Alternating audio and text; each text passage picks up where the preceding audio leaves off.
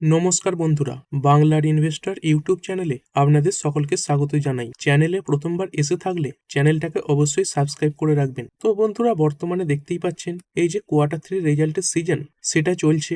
বহু কোম্পানি তাদের যে নাম্বার সেটা পেশ করছে এবং কিছুদিনের মধ্যেই এই যে কোয়ার্টার 3 রেজাল্টের সিজন সেটা কিন্তু শেষ হয়ে যাবে। আর এই কোয়ার্টার 3 রেজাল্টের যখন সিজন চলছে, শুধুমাত্র এই কোয়ার্টার 3 রেজাল্টের সিজনই নয়, যখনই কোনো কোয়ার্টারের এই রেজাল্টের সিজন আসে তখন এই রেজাল্টের সঙ্গে সঙ্গে আরো একটা জিনিস আপডেট হয়। সেটা কি? সেটা হচ্ছে কোম্পানির শেয়ার হোল্ডিং প্যাটার্ন। এর আগের দিনের ভিডিওতে আলোচনা করেছি যে এমন কোন কোন শেয়ার রয়েছে যেখানে কোম্পানির প্রমোটার এই এফআইআই, ডিআইআই এবং পাবলিক এদের থেকে শেয়ার কিনে নিচ্ছে। তো সেই ভিডিওটা আপনারা চাইলে দেখে নিতে পারেন। এবং আজকের দিনেও এরকমই একটা ভিডিও আপলোড করব যেখানে কিছু শেয়ার হোল্ডিং প্যাটার্নে পরিবর্তন দেখা গেছে। আর আজকের ভিডিওতে এগুলোই আলোচনা করব যে এমন কোন কোন শেয়ার রয়েছে যেখানে ইনস্টিটিউশনাল ইনভেস্টর এরাও বিক্রি করছে, তার সঙ্গে সঙ্গে কোম্পানির যে প্রমোটার বা মালিক তারাও বিক্রি করছে, এবং সেই যে বিক্রি করা শেয়ারগুলো সেগুলো কারা কিনে নিচ্ছে? এই রিটেলরা কিনে নিচ্ছে।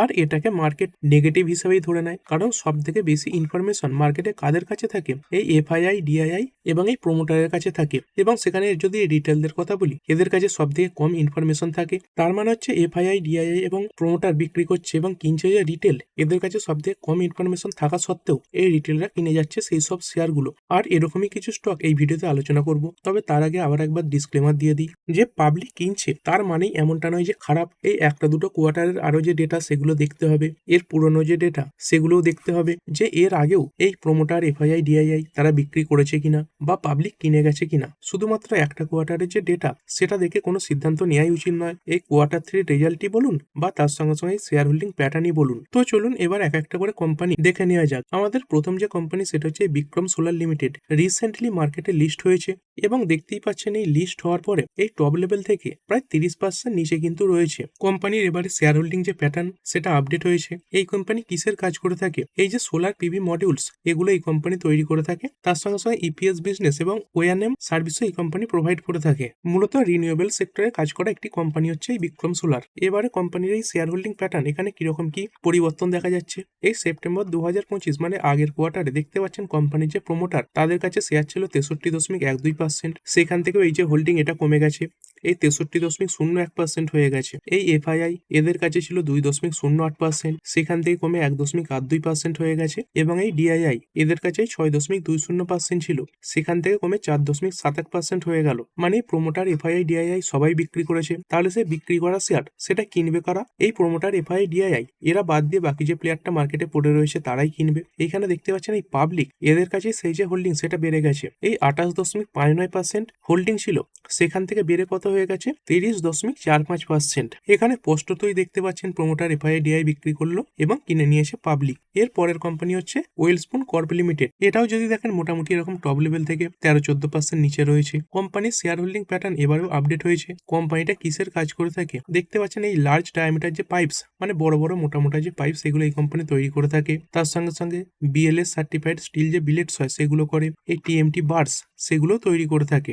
মানে হচ্ছে বিভিন্ন ধরনের স্টিলের যে পাইপ এইগুলো তৈরি করা হচ্ছে কোম্পানির কাজ। তার সঙ্গে সঙ্গে বিভিন্ন টিউবস এবং বার্সও এই কোম্পানি তৈরি করে। এইখানে যদি কোম্পানির হোল্ডিং দেখেন, দেখতে পাচ্ছেন এই সেপ্টেম্বর 2025-এ কোম্পানির প্রমোটারের কাছে 49.77% হোল্ডিং ছিল, সেটা কমে হয়ে গেছে 49.73%। তারপরে এই এফআইআই এরা 11.79% স্টেক ধরে রেখেছিল, সেখান থেকে কমে হয়ে গেছে 11.45%। এবং এই ডিআইআই এদের কাছে 20.89% স্টেক ছিল, সেটা কমে হয়েছে 20.55%। আর বেড়েছে কাদের কাছে? বেড়ে গেছে পাবলিকের কাছে।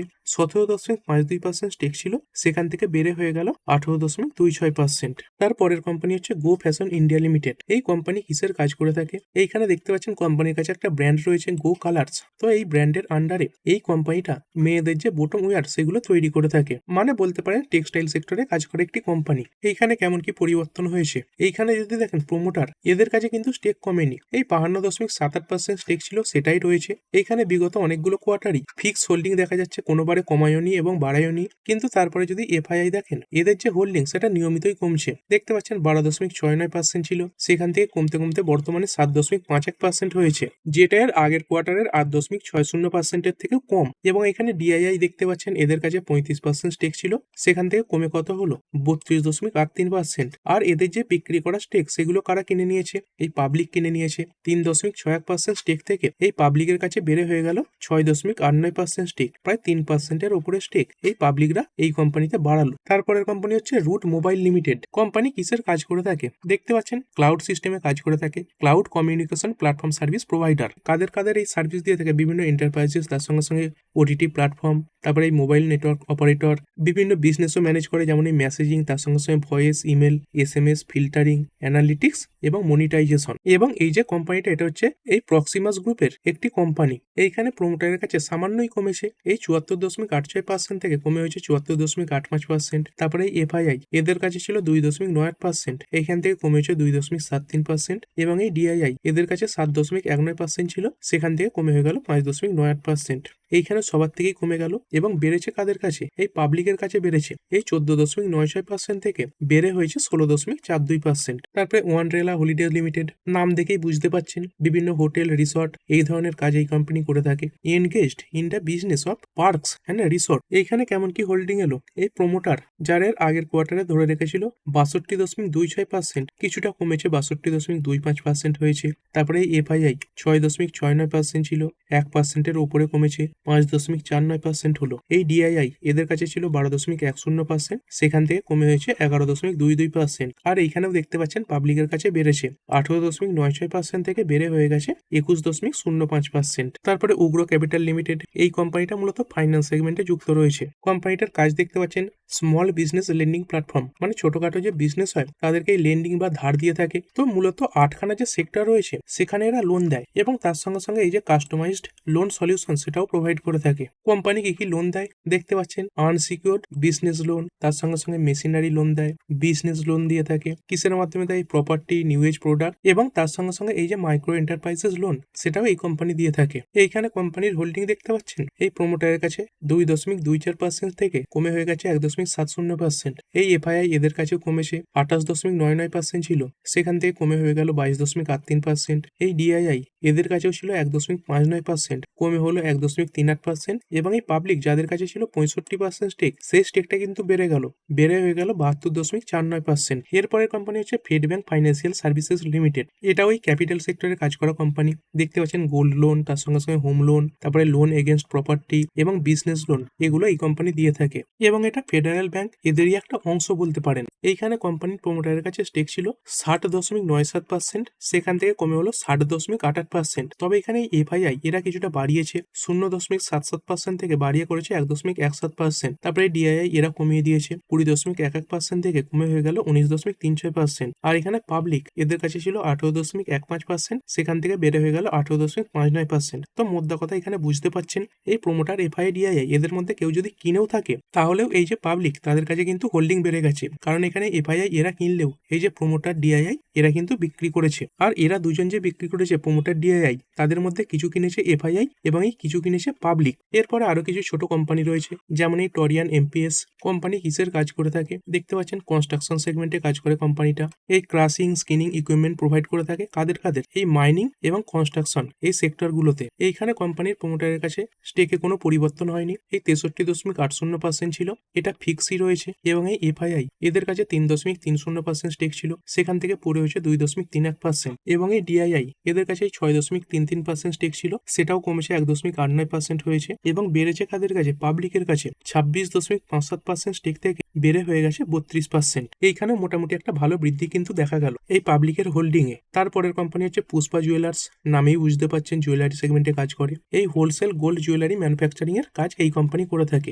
এইখানে হোল্ডিং এ কেমন পরিবর্তন হলো, এই প্রমোটার এদের কাছে এই যে স্টেক সেটা ফিক্স রয়েছে, কিন্তু তারপরে এই FII এরা বিক্রি করেছে 2.36% ছিল, কমে হলো 1.51%। এই DII 1.92% ছিল, কমে হলো 1.61%। আর বাড়লো কাদের কাছে, পাবলিকের কাছে 23.43% থেকে বেড়ে হয়ে গেল এই 24.58%। এখানেও সেম প্যাটার্ন কিন্তু দেখা যাচ্ছে, এই পাবলিকের কাছে এই যে হোল্ডিং সেটা বেড়েছে। তারপরের কোম্পানি হচ্ছে রেনল পলিকেম লিমিটেড। এই কোম্পানি বিভিন্ন যে মাস্টার ব্যাচ রয়েছে সেগুলো ম্যানুফ্যাকচার করে থাকে এবং সাপ্লাই করে থাকে, যাদের মধ্যে কালার রয়েছে, তার সঙ্গে সঙ্গে প্লাস্টিক রয়েছে।